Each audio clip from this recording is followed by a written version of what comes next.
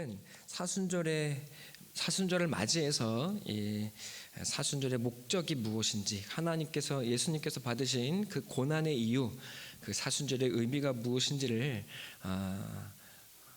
기억하고 되새기며 나아가는 우리가 되기를 간절히 바라고 기도합니다. 목사들은 봄에 어디를 잘 놀러 가지를 않습니다. 그래서 모든 행사가 있다 그러면 항상 사순절을 피해서 일정을 잡습니다. 목사들도 사순절에 놀기에는 마음이 한켠이 꺼름직한 거예요.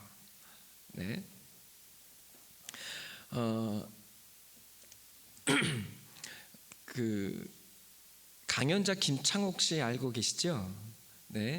저도 제가 그 이분의 이야기를 들어보면 제가 아는 게 그분만 못한 게 없거든요.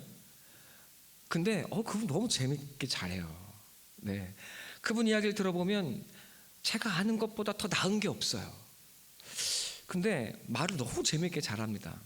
이분이 얼마 전에 알츠하이머의 그 증상이 있어서, 치매죠. 이 알츠하이머 때문에 진단을 받게 되었습니다. 다행히 얼마 전에 들어보니 알츠하이머 유전자는 있지만 아직 발현되지 않았고 단기 기억 상실증에 걸려 있는 거다라고 이야기를 하더군요. 사람들에게 행복 바이러스를 막 전파하고 다니고 전국의 유명 인사가 된 김창옥 씨가 스트레스로 말미암아 그 단기 기억 상실에 걸리고 깊은 고난 가운데 있었습니다. 저는 많은 사람들은 그래서 그의 강연의 그 일정이, 그 명성이 땅에 떨어지고 추락하고 비난거리가 될 줄 알았습니다.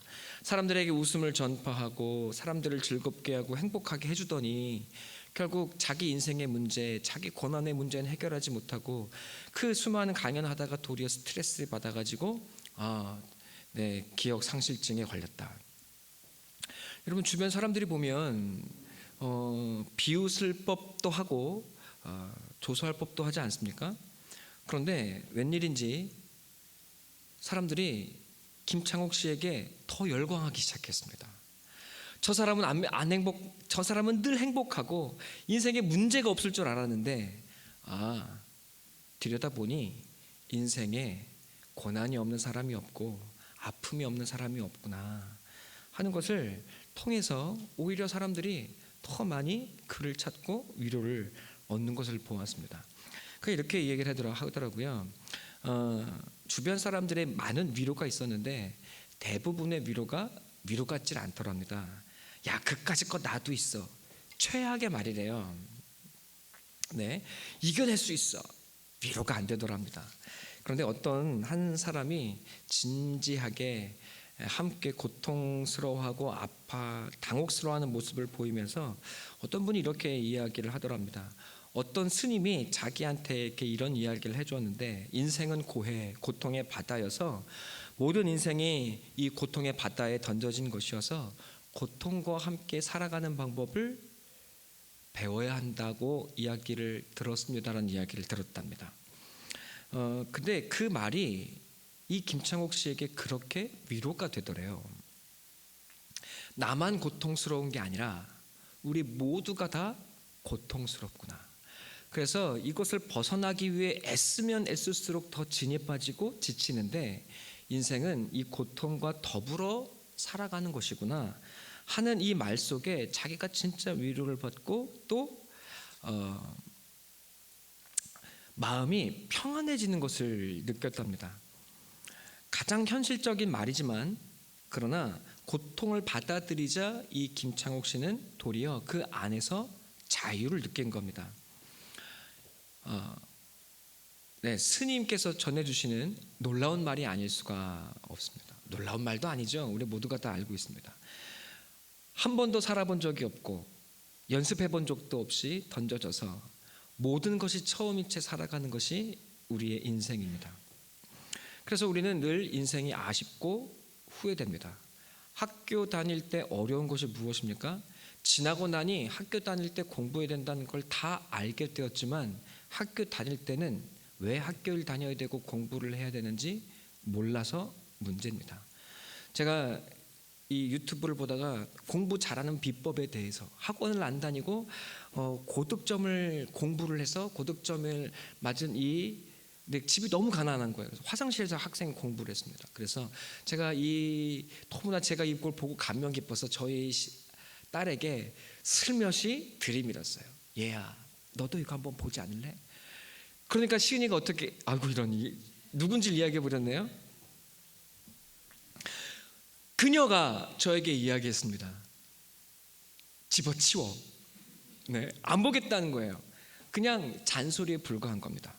네, 나도 공부해야 되는 걸 알고 공부하려고 하는데 왜 이딴 거 줘가지고 나를 더 힘들게 하고 무겁게 하느냐는 거예요.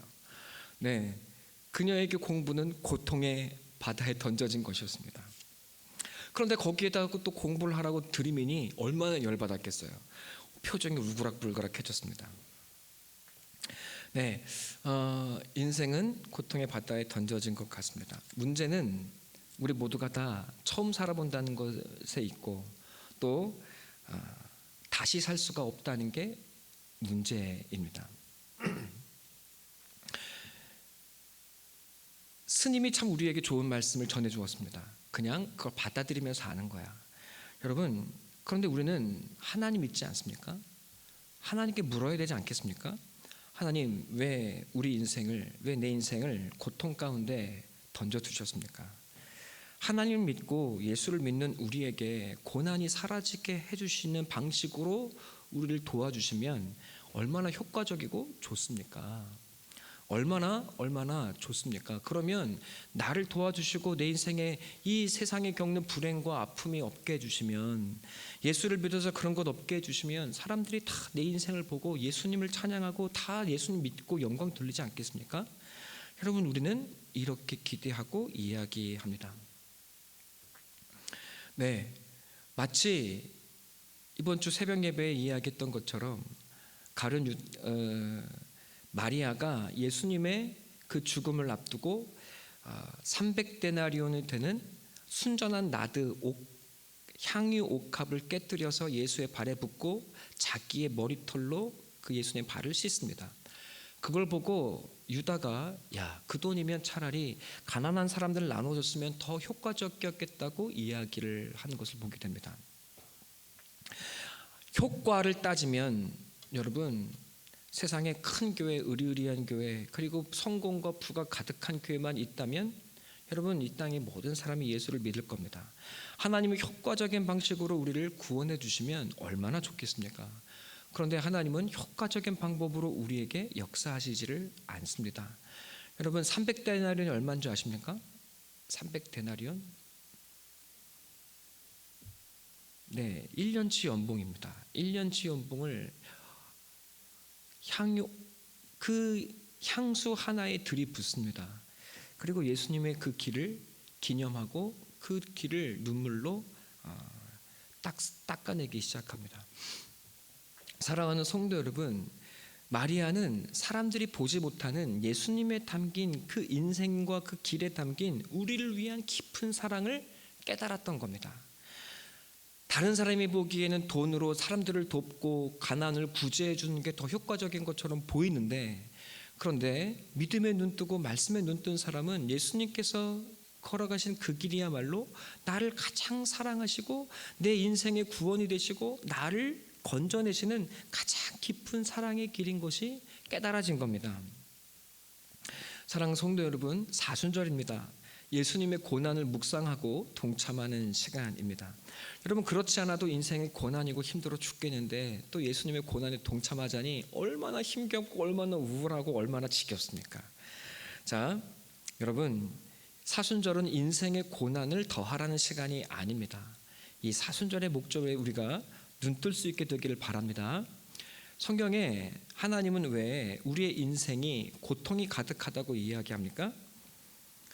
우리의 인생의 고통은 죄 때문이라고 이야기합니다. 죄가 무엇입니까? 죄는 어떤 범죄를 행하는 그런 것이 아닙니다.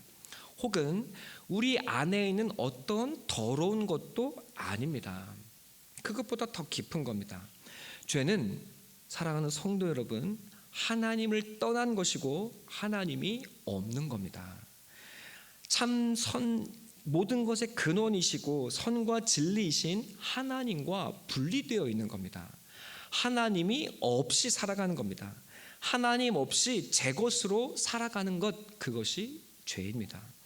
여러분, 하나님 없이 살아가기 때문에 우리 인생이 늘 불안하고 두렵고 결핍되어 있고 우리의 마음이 메말라 있는 겁니다. 여러분, 그리고 그 결국은 사망입니다. 여러분, 우리의 이 두렵고 불안하고 결핍을 채우기 위해서 우리는 세상을 헤매고 세상의 낭만과 멋과 사랑을 찾아 헤매고 돌아다니는데 그 결국은 수치이고 그 결국은 죽음입니다. 이 현실을 우리가 넘어서지를 못합니다. 사랑하는 성도 여러분, 이것이 하나님 없이 살아가는 것이고 그리고 죄라는 겁니다. 하나님 없이 사는 것. 여러분, 그리고 이 하나님 없이 살아가는 그 결과가 무엇입니까? 현상이 깨어짐입니다. 하나님과 깨어짐이고, 하나님과 깨어짐은 또한 우리의 존재의 결핍을 가져오고 또 사람과 사람 사이의 관계의 깨어짐을 가져옵니다. 여러분, 그뿐만이 아닙니다. 우리의 존재가 산산조각이 납니다. 내 마음이 내 의지를 따라가지 못하고 내 생각이 내 마음을 따라가지를 못합니다. 내 생각과 내 마음과 내 의지가 서로 따로 놉니다. 그리고 내 마음속은 갈급하고 메말라 있습니다. 여러분, 나도 목말라 죽겠는데 옆 사람 붙들고 아내 남편 붙들고 나를 채워달라고 이야기하고 또 원망하고 불평합니다. 그래서 인생에는 늘 상처를 받습니다. 믿을 수 있는 건 아무것도 없다고 말합니다. 남편도 아내도 자식도 다 원수에 불과합니다. 여러분, 결국 인생은 누군가를 죽여야만 내가 살아가는 것이 인생의 법칙이. 여러분, 이것이 세상 살이라는 겁니다. 하나님이신 생명이신 하나님으로부터 떠나 살아가려고 발버둥치는 그 삶 속에 남는 것은 악밖에 없습니다. 여러분, 그래서 인생은 고통이고 죽음이라는 겁니다. 여러분, 그런데 하나님은 그래도 사랑하시고 그래서 사랑이십니다. 하나님이 사랑이세요. 우리는 하나님을 버리고 떠났지만 하나님은 결코 우리를, 사람을 포기하지 않으십니다. 떠나지 않습니다. 이것이 성경의 증언입니다. 그런데 하나님은 짠 하고 나타나셔서 우리 인생의 고통과 죽음을, 우리의 인생의 고난과 문제를 없애시는 방법으로 일하시지 않는답니다. 여러분, 우리를 이 고난의 고해의 현실에서 꺼집어내서 낙원으로 우리를 바로 옮겨내시지 않는답니다. 도리어 하나님의 아들을, 예수를 우리가 살아가는 이 땅의 현실 속에 보내신다고 성경이 이야기하고 있습니다. 여러분, 그래서 히브리서에 보니까 뭐라고 이야기하고 있습니까?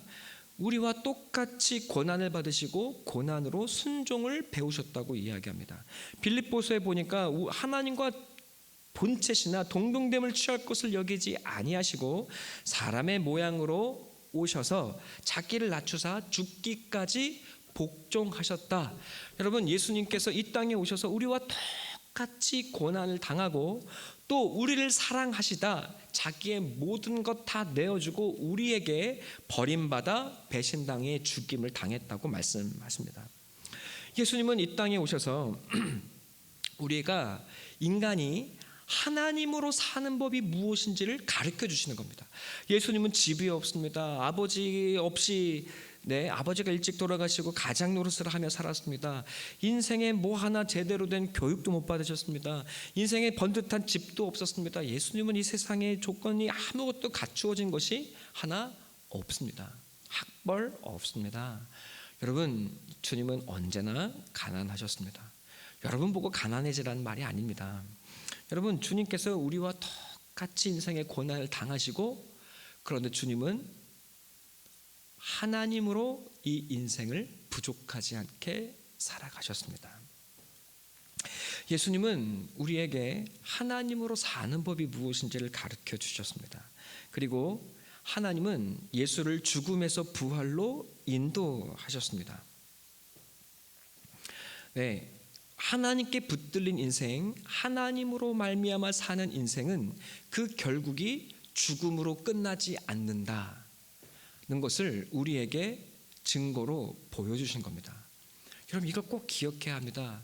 인생은, 예수 믿고 죽은 인생, 예수에 붙들린 인생은 사망으로 끝나지 않는다. 하나님의 부활과 하나님의 생명과 하나님의 이야기가 영원토록 이어지고 있다. 그러니 절망하지 마라. 사망이 너의 인생의 끝이 아니다 라는 것을 우리에게 보여주시는 겁니다.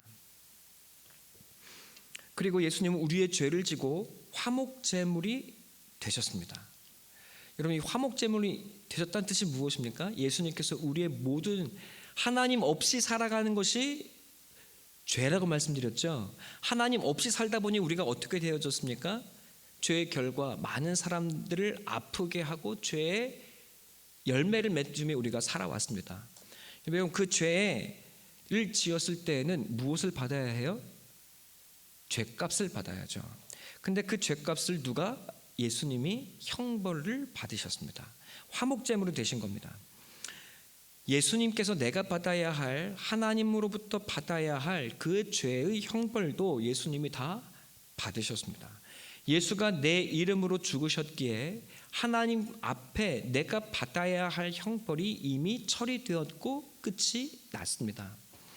여러분, 이제 또한 동시에 우리는 예수님과 함께 죽은 존재가 되었기에 예수와 함께 예수의 생명과 이름을 받은 새 사람으로 살아가도록 우리가 이 땅에 부르심을 받고 있습니다.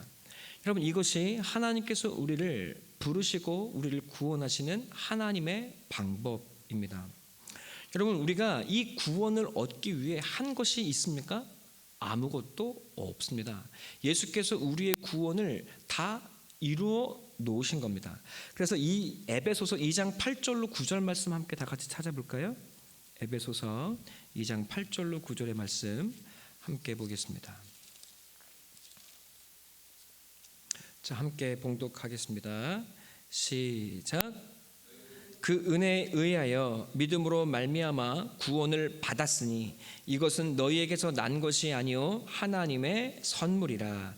행위에서 난 것이 아니니 이는 누구든지 자랑하지 못하게 하려 함이라. 아멘. 사랑하는 성도 여러분, 여러분이 잘했기 때문에, 착하기 때문에, 선한 것이 있기 때문에 구원을 받은 것입니까?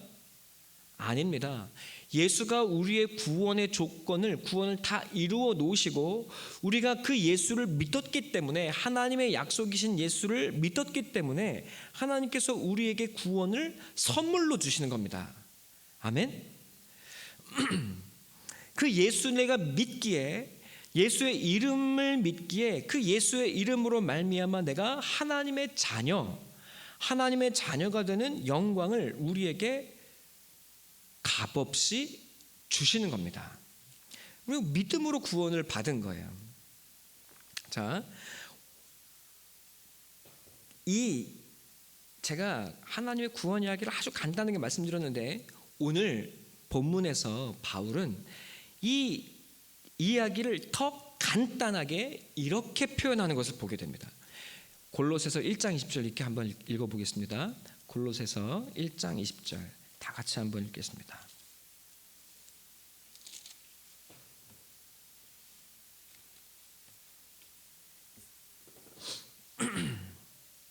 함께 읽겠습니다. 시작.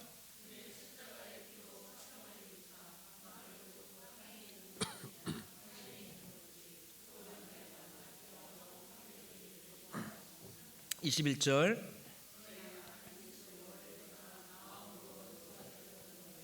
아멘. 자, 예수가 십자가의 제물이 되시고 피를 흘려 주셔서 우리가 어떻게 되었습니까? 하나님과 화목을 이루었어요. 화평을 이루었어요.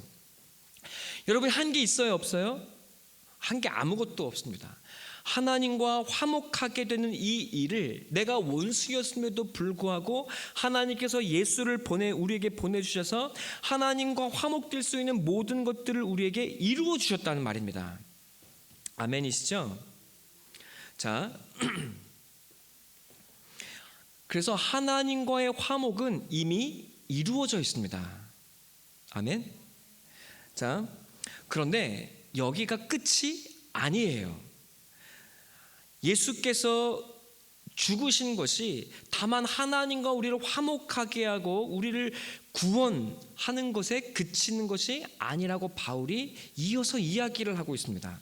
함께 계속 보겠습니다. 22절 한번 볼까요? 시작.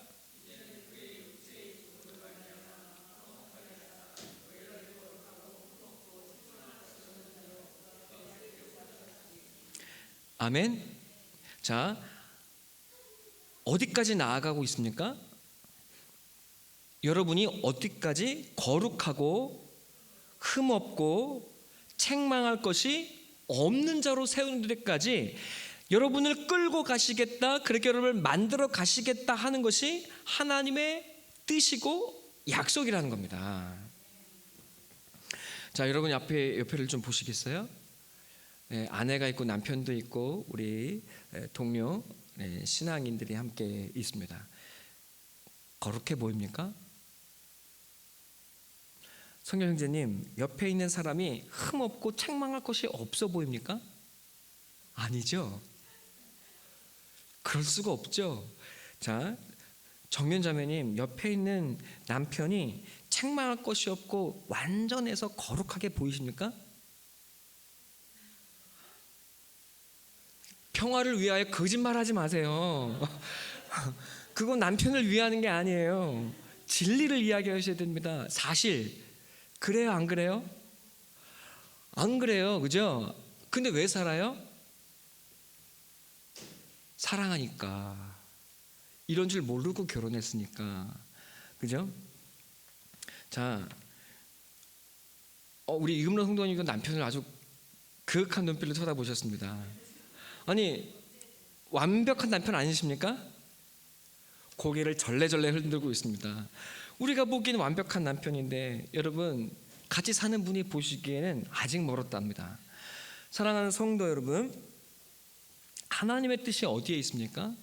우리를 화목하게 하는, 구원하는 그 구원의 은혜만으로 우리를 족하게 두시지 않겠답니다. 우리를 어떻게 하시겠다고요? 거룩하고 흠없고 완전하게 빚어가시는 것이 하나님께서, 예수님께서 받으신 고난의 이유라고 이야기하는 겁니다. 아멘. 그런데 바울은 여기서 한술 더 떠서 이야기합니다. 나도 이 주님의 고난의 목적을 위하여, 나도 이 교회를, 하나님의 백성들을 섬기기 위해 예수님의 남은 고난을 내 육체에 채우겠습니다라고 말하고 있습니다. 자, 24절 말씀이죠. 그리고 25절 함께 말씀 보겠습니다. 25절 읽겠습니다. 시작.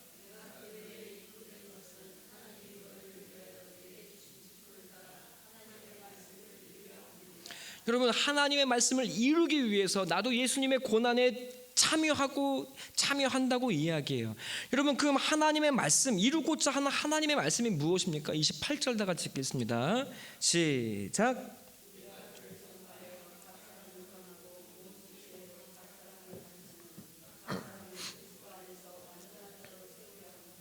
아멘. 하나님의 뜻이 뭐예요? 여러분을 완전한, 각 사람을 예수 안에서 완전한 자로 세우겠다고 말씀하고 계시는 거예요. 이게 무엇입니까? 하나님의 뜻입니다. 이게 하나님의 뜻입니다. 사랑하는 성도 여러분, 이것이 하나님의 뜻이기 때문에 하나님이 우리를 가만히 내버려 두시지를 않습니다. 구원은 하나님의 은혜로 전적으로 값없이 우리에게 주어집니다. 우리에게 주어지는 하나님의 선물입니다. 그러나 그 선물을 받은 우리는 그냥 받기만 하고 끝나는 것이 아니라 그 선물을 받고 하나님의 장성한 분량까지 자라게 하려 하시는 것이 하나님의 뜻인 겁니다. 자, 이제 다시 한번 남편과 아내, 우리 집 옆에 있는 분들을 보실까요? 예수 믿는데 성격이 저래. 여러분, 예수 믿는 것은 당연히 그런 겁니다. 연약하고 부족하고 흠 많은 사람들이 예수께 붙들려져서 하나님의 사람으로 완전하게 빚어져 가고 있는 중입니다. 예수 믿는 게 왜 저 따위야? 그게 아닙니다. 그 따위에서 하나님의 붙드심이 있는 사람이요, 그곳에서 하나님께서 자라게 하시는 사람으로 빚어져 갖고 있다는 것이 하나님의 뜻이라는 겁니다. 여러분, 여기에 하나님과 우리 사이에 갈등이 있습니다.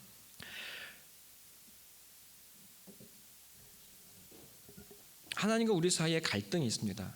우리 시은이가 엄마한테 엄마를 약 노려보면서 이렇게 지금 하품을 크게 했더니 엄마가 쳐다봤다. 그래서 이제 엄마가 왜 그것도 못하게 하느냐고 소심한 반항을 하고 있습니다. 왜 이런 일들이 있을까요? 예배를 드리는 것이 가장 소중하고 인생의 축복이라는 사실을 지나고 나야 아는데 저 아이는 모르는 거예요. 그러니 이 예배를 정말 소중하고 생명을 담아서 예배를 드리면 이것이 너에게 인생의 길이 되고 생명이 될 텐데 부모는 안타까운 겁니다. 여러분, 여기에 갈등이 있어요. 하나님과 우리 사이에 갈등이 있습니다. 언제 성장이 이루어집니까? 언제 성장이 이루어집니까? 편안하면 성장이 없습니다. 살만하면 자라가지를 않습니다. 꽤 괜찮은 삶을 살아가면 성장하기를 기뻐하지를 않습니다. 눕고 싶고 자고 싶은 것이 사람의 마음이에요. 그래서 하나님은 우리에게 어떻게 하십니까? 우리를 자라게 하십니다. 아이를 낳아놓고 키우지 않는 부모가 있습니까? 그런 부모는 세상에 없습니다. 여러분, 우리 서진이와 서연이가 너무나 예쁘고 아름답죠? 너무 귀여워요. 완전 새 생명이에요. 낳아놓고 끝입니까? 아니에요. 낳아놓고 끝이 아니라 기르기 위해서 엄마 아빠가 이 아이에게 자신의 생명과 모든 고난을 받으며 자기를 죽여서 자기를 죽이는 것을 기뻐하며 자기의 모든 것을 이 아이에게 쏟아붓습니다. 여러분, 근데 그 쏟아 부을 때 이 아이가 어떻게 해야 기뻐요? 자라가야 기쁘죠. 그냥 예쁜 아기로만 있으면 어떨까요? 제가 가장 큰 기도의 제목은 도훈이가 빨리 크는 거예요. 제가 어느 날 우리 도훈이 너무 귀엽다, 언제까지 나의 아기로 남아주었으면 좋겠다라고 생각했던 적이 있어요. 그 이후로 키가 더디게 크는 거예요. 그래서 제가 하나님, 그런 기도는 안 들으셔도 되는데 하나님, 우리 도훈이를 저의 키로 머물게 하실 겁니까?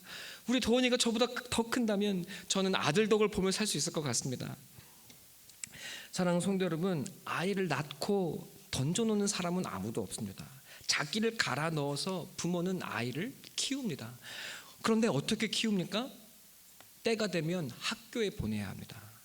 저희 아기 옆에 있는 목사 하나가 40 몇 살이에요? 43세 4세가 되어서 드디어 아이를 낳았어요.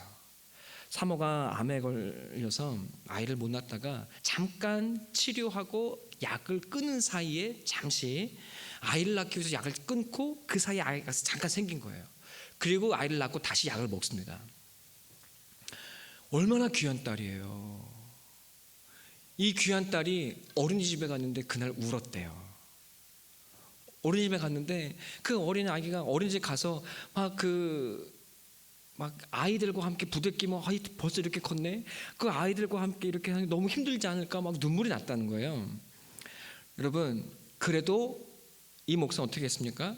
물론 자기가 편하려고 보냈겠지만 아이를 보내서 어떻게 했어요? 아이가 그 속에서 살아갈 때 그것을 감당해야 큰다는 걸 알아요.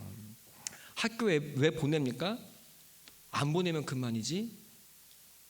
학교에서 부딪히며 사회생활을 해야 하기 때문에 보냅니다. 학생들에게나 아이들에게는 그것이 고통이죠. 그런데 그 고통을 감수할 때 자라가기 시작합니다. 여러분, 이해되시죠? 사랑하는 성도 여러분, 이것을 이해하는 것이 너무나 중요합니다. 이스라엘 백성들이 이것을 어떻게 하면 우리가 이해할 수 있을까요? 이스라엘 백성들이 출애굽을 합니다. 출애굽을 하는데 출애굽할 때 이스라엘 백성들이 한 것이 아무것도 없어요. 하나님께서 나타나셔서 우상들을 다 이기십니다. 하나님의 살아계심을 다 보여주세요. 그리고 양의 피와 양을 죽이고 양의 피를 바르고 양을 먹었더니 그냥 이스라엘 백성들이 빠져나왔어요. 이스라엘 백성이 한 게 있습니까? 아무것도 없습니다. 구원을 은혜로 선물로 받은 겁니다. 여러분, 그런데 이스라엘 백성들이 광야를 딱 탈출했더니 눈앞에 무엇이 펼쳐져 있어요? 광야가 펼쳐져 있습니다. 하나님께서 무엇하라고 말씀하십니까? 여기서 바로 저 가나안 땅으로 들여보내시는 것이 아닙니다. 이 광야의 인생 속에서, 이 광야의 40년 속에서 하나님만을 의지하고 살아가는 법을 배우게 하십니다. 세상을 의지하고 세상의 방법대로 사는 것을 다 절망하고 포기하게 하십니다. 여러분, 그 안에서 나오는 우리의 안달과 조바심과 우리의 두려움과 우리의 이 결핍들이 다 무너지고 깨어지게 하십니다. 아, 그래도 사라지네, 그래도 살게 하시네, 나를 죽이지 않으시네, 하나님은 나를 이곳에서 자라게 하시네. 여러분, 하나님의 말씀과 하나님의 방법대로 살아가는 그 삶을 통해서 하나님이 우리 인생들을 하나님 나라에 합당한 사람으로 자라가게 하시는 겁니다. 여러분, 그런데 이 자라가는 일은 여러분, 하나님이 멋대로 하시는 것이 아니에요.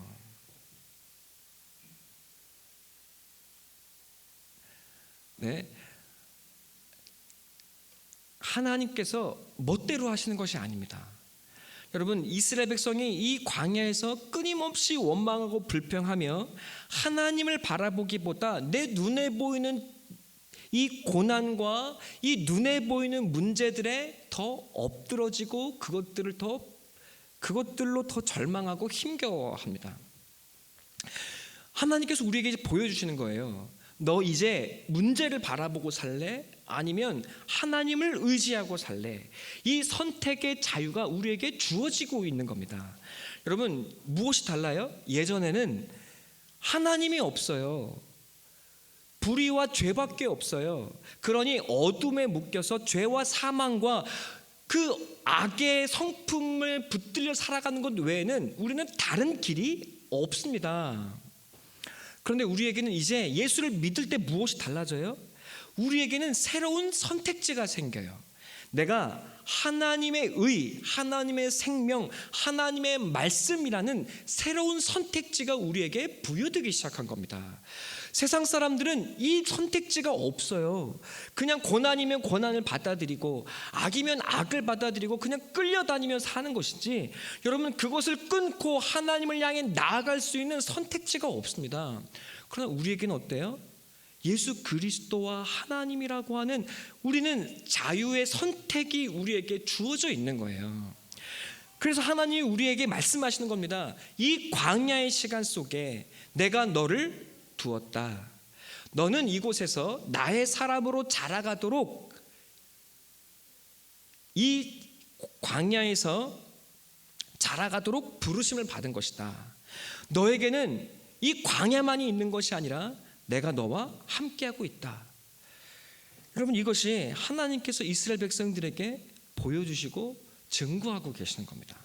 그러니 우리가 구원을 받는 일은 하나님의 은혜로 전적으로 되어지는 것이지만, 그러나 우리의 이 인생 속에서 하나님의 사람으로 자라가는 일은 하나님과의 끊임없는 이 갈등과 그리고 그 붙드심 속에 우리가 순종함으로 말미암아 조금씩 빚어져 가게 되는 거예요. 그러니까 여러분, 구원은 은혜로 받지만 우리의 자라감은 우리가 말씀 앞에 매 순간순간 순종하고 우리의 자신을 내어드리기 시작할 때 이루어지기 시작하는 겁니다. 그리고 하나님께서 우리를 이 광야 속에서 빚어가시겠다고 말씀하시는 겁니다. 이스라엘 백성이 어떻게 돼요? 반역했던 백성들은 한 사람도 그 하나님의 땅에 들어가지 못해요. 여러분, 그럼 지옥 간 겁니까? 지옥에 간 것이 아닙니다. 이스라엘 백성들은 모세와 함께 잠을 자고 있는 겁니다. 하나님의 사람 모세와 함께, 모세를 그들과 함께 죽게 하셔서 여전히 그들이 하나님의 약속의 사람으로 머물러 있다는 것을 그들이 알아야 된다고 우리에게 보여주시는 거예요. 자, 이 갈등이 우리에게 있습니다. 그러니까 여러분 23절 함께 가서 볼까요? 골로새서 1장 23절의 말씀 한번 가서 볼까요? 만일 너희가 믿음에 거하고 터 위에 굳게 서서 너희 들은 바 복음의 소망에서 흔들리지 아니하면 그리하리라. 여러분, 흔들리지 아니하면 하나님의 말씀, 온전하고 우리가 거룩하고 흠이 없게 되는 이 일이 우리의 삶에 반드시 어떻게 될 거예요? 이루어질 거예요. 아멘. 그런데 현실은 어떻습니까? 현실이 녹록지 않다고요. 괜찮아요. 너무 이쁩니다. 우리 서준이가 엄마 아빠랑 예배 드리는 게 큰 축복인 줄로 믿습니다. 네. 자, 여러분 저를 보세요. 그런데 이게 우리의 눈에 광야가 펼쳐져 있고 고난이 펼쳐져 있고 이런 우리 삶의 현실이 힘드니 여러분, 하나님이 말씀이 내게 이루어지는 것 있는 것이 맞나? 하나님이 나를 사랑하시는 것이 맞나 하는 의심이 들어요, 안 들어요? 들어요. 그러니까 흔들리지 아니하면 그리하리라. 여러분, 이 이야기는 흔들리지 말아라. 너희가 흔들려도 하나님이 붙드시고 이 일을 이루어 가신다. 너희들 흔들리지 말고 살라고 하나님이 나 바울을 불러서 너희에게 종으로 붙여주고 계신 거다. 너희가 이토록 소중하고 너희를 이토록 하나님이 붙드시고 있는 거다. 여러분, 바울을 따라가고 바울을 존경할 것이 아닙니다. 어느 목사가 훌륭하대, 어느 목사에게 가면 부원이 있대, 그게 아닙니다. 모든 목사가 하나님께서 여러분을 구원하고 자라게 하시려고 붙여놓으신 하나님의 종이라는 겁니다. 이렇게 믿어주시기를 축원합니다. 할렐루야. 우리는 고난이 없기를 바랍니다. 그런데 하나님은 우리의 인생에서 이 고난을 통해서 내가 누구에게 붙들려 있고 또 나를 빚어가시는 그 하나님의 은혜가 나를 이끌고 있다는 것을 깨닫게 하시겠다고 말씀하십니다. 여러분, 이게 은혜입니다. 은혜입니다. 여러분, 우리에게는 언제나 늘 죽음의 현실과 그리고 나를 붙드시고 있다는 하나님의 말씀의 현실이 우리를 둘러싸고 있습니다. 주 안의 사랑 성도 여러분, 내가 무엇을 바라보며 살아갈 것이냐 하는 싸움 가운데 우리가 놓여 있습니다. 우리는 늘 기억하고 있습니다. 유다가 야곱이 늘 빼앗는 자로 살아갑니다. 속이는 자예요. 근데 하나님이 그냥 그를 사랑합니다. 아무 이유가 없어요. 그리고 그를 축복하고 그에게 장자의 축복을 부어주십니다. 그런데 그의 삶의 방식은 어때요? 늘 사기치고 늘 속이고 늘 남의 것을 빼앗는 겁니다. 그런데 그가 늘 그렇게 살다가 삼촌 라반에게 크게 당하죠. 14년을 착취를 당했습니다. 거의 20년을 착취를 당해요. 그러다가 남은 6년을 어떻게 합니까? 삼촌을 속이죠. 삼촌을 속여서 큰 부자가 됩니다. 여러분, 둘 다 부자가 됐으니 이제 같이 살 수가 없어서 아버지의 집으로 돌아옵니다. 야복 강가에서 여러분 이제 그가 아버지의 집으로 돌아가야 합니다. 형 에서가 그를 죽이겠다고 찾아오죠. 죽음의 위험이 그를 기다리고 있습니다. 여러분, 그런데 그날 밤에 하나님이 야곱에게 나타나세요. 그리고 그의 이름을 이스라엘이라고 고쳐주십니다. 이스라엘 이름의 뜻이 뭐죠? 하나님을 이겼다는 뜻이죠. 하나님을 정말 이겼겠습니까? 그렇지 않죠. 하나님이 야곱을 너무 사랑해서 야곱을 이기지 못하신다고 말씀하고 계시는 겁니다. 야곱이 힘을 얻습니다. 하나님을 내가 이겼으니, 하나님도 나를 이기지 못했으니 내가 어찌 세상에게 질 수 있겠냐는 확신이 들기 시작합니다. 그가 죽음의 강을 건너 형 에서를 만나요. 그런데 그는 여전히 어디에 살고 있습니까? 세겜 땅에 삽니다. 돈 벌 수 있는 땅, 하나님을 의지하는 곳이 아니라 돈 벌고 세상의 부귀 영화를 쫓아 살아갑니다. 여러분 살만해졌는데 그의 삶이 어때요? 딸이 강간을 당하고 아내가 죽고 형제 간에 불화가 일어나고 그리고 유모가 죽고 자기의 아들이 사랑하는 아들이 죽음을 맞습니다. 여러분 그의 인생은 고난과 고통으로 가득합니다. 여러분 그래서 그가 바로를 만났을 때 그의 인생을 두고 뭐라고 이야기합니까? 내 인생이 여러분 흉폭하고 광야와 같았다고 이야기하는 것, 흉악했다고 증언하는 것을 보게 됩니다. 여러분 그러나 그 마지막이 어때요? 그가 선지자가 되어 있습니다. 12아들을 위해서 하나님의 마음으로 예언 기도를 하는 것을 보게 됩니다. 하나님의 말씀을 따라 그는 기도하는 자가 되어 있어요. 사랑하는 성도 여러분, 고난이 그를 빚었습니다. 여러분 유다가 어땠습니까?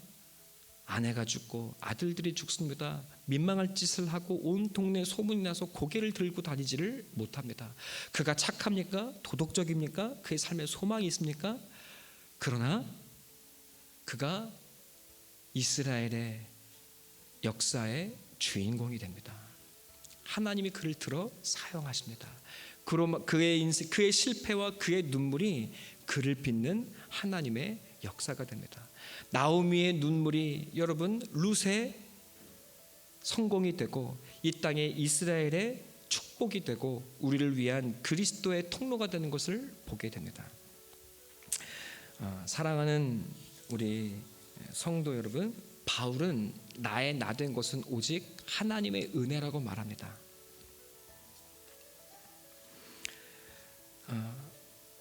우리의 모든 인생의 고난이 여러분을 죽이지 못할 겁니다.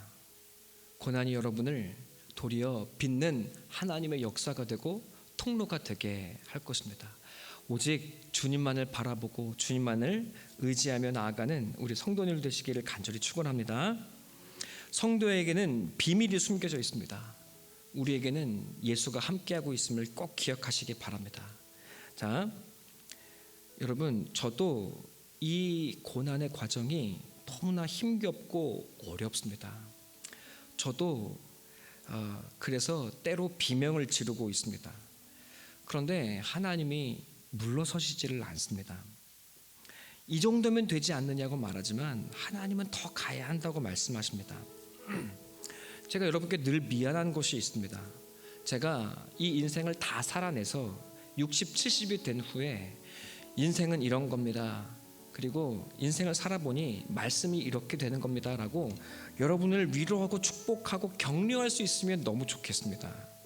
그런데 저도 여러분과 함께 이 길을 걸어가려니 너무나 힘겹고 고통스럽고 어렵습니다. 여러분보다 먼저 앞서 나아가서 다 괜찮다고 말씀을 드리고 위로드리지 못해서 너무나 미안하고 죄송합니다. 저도 비명을 지르며 아직 괜찮지 못할 때가 너무나 많습니다. 그러나 여러분 우리는 함께 나아가고 있습니다. 그리고 저는 분명히 보고 있습니다. 제 두 눈으로 보고 있습니다. 하나님께서 살아계시고 여러분의 고난 속에서 여러분을 비춰갖고 있다는 것을 저는 보고 있습니다. 사랑하는 성도 여러분, 여러분보다 먼저 앞서가서 기다리고 있지 못해 죄송하지만 그러나 우리는 함께 나아가며 빚어지고 있고 서로 증언자가 되었고 있다는 것을 저는 보고 있습니다. 하나님이 여러분을 빚어가고 계십니다. 그 무엇도 여러분을 낙오시키지 못하고 죽이지 못합니다. 사랑하는 성도 여러분, 힘을 내시고 담대하십시오. 여러분 이 모든 과정이 여러분을 빚어가고 있다는 것을 꼭 기억하시길 바랍니다. 고난이 여러분을 죽이지 못합니다. 하나님이 고난 속에서 여러분을 훌륭하게 빚어가실 줄로